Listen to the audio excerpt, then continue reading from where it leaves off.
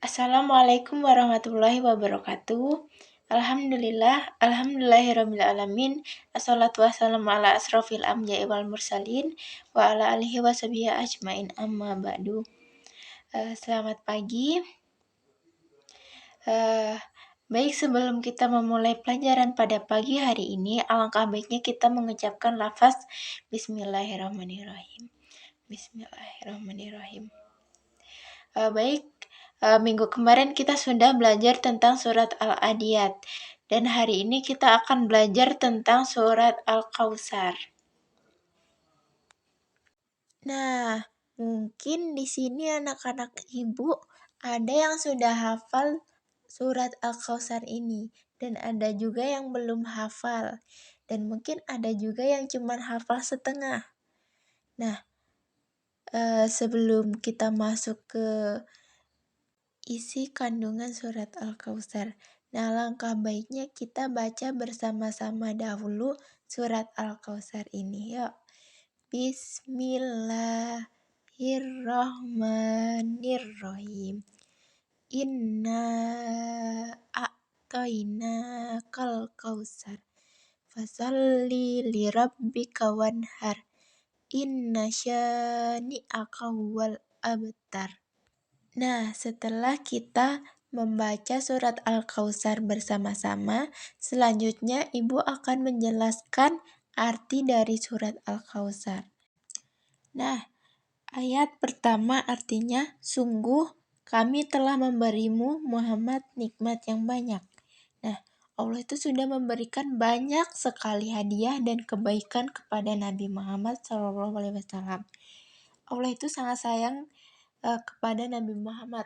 Allah kasih Nabi banyak nikmat seperti diberi Al-Quran, diberi banyak teman yang baik seperti sahabat-sahabat Nabi, diberikan umat yang banyak, kita semua contohnya. Jadi walaupun Nabi Muhammad itu pernah sedih karena ada orang yang jahat yang mengejek beliau, Allah ingatkan kepada Nabi Muhammad bahwa nikmat yang Allah beri itu lebih besar daripada hinaan mereka. Nah, ayat kedua artinya, maka laksanakanlah sholat karena Tuhanmu dan berkurbanlah. Nah, kita kalau diberi banyak kebaikan oleh Allah, kita pasti akan mengucapkan Alhamdulillah.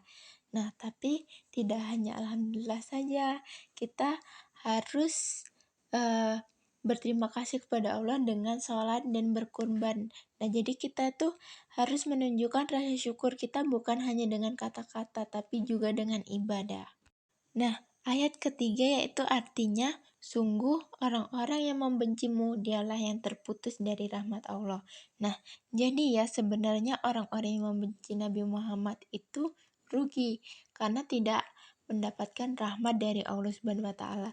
Nah, dari pelajaran yang dapat kita ambil dari ayat ketiga ini, kita tidak boleh membenci orang lain karena nanti kita tidak akan diberi rahmat oleh Allah Subhanahu wa taala. Nah, selanjutnya itu ada pokok isi kandungan surat Al-Kautsar. Nah, ada yang enggak surat Al-Kautsar ini surat keberapa dalam Al-Quran?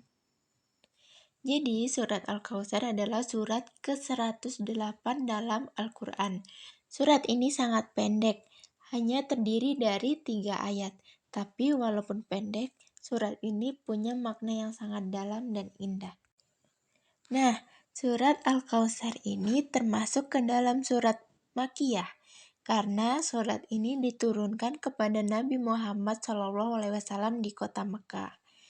Terus, surat ini diturunkan setelah surat Al-Adiyat. Jadi, surat ini tuh diturunkan setelah surat Al-Adiyat karena sebagai penghibur dan penguat hati Nabi Muhammad yang kala itu sedang sedih karena dihina oleh orang-orang Quraisy. Nah, selanjutnya yaitu kata Al-Kautsar itu berasal dari ayat pertama yang artinya nikmat yang banyak.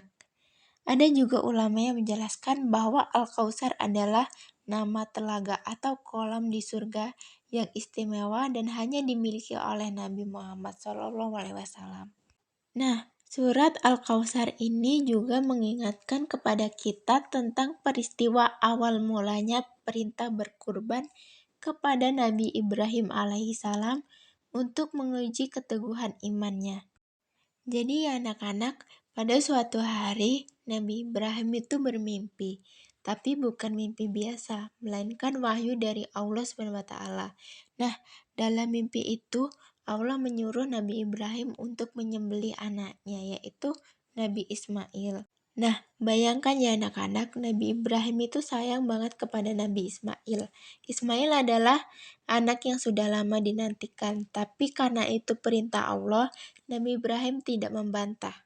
Beliau datang kepada Ismail dan berkata, "Wahai anakku, aku melihat dalam mimpi bahwa aku harus menyembelihmu. Bagaimana menurutmu?"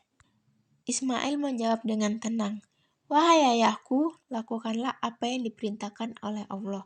Insya Allah, aku termasuk orang-orang yang sabar." Masya Allah. Nabi Ismail walaupun masih muda itu sangat taat kepada Allah dan tidak takut, karena ia tahu ini adalah ujian dari Allah. Ketika Nabi Ibrahim membawa Ismail ke tempat yang sepi, dan Nabi Ibrahim menutup mata, meletakkan Ismail dan mengangkat pisaunya.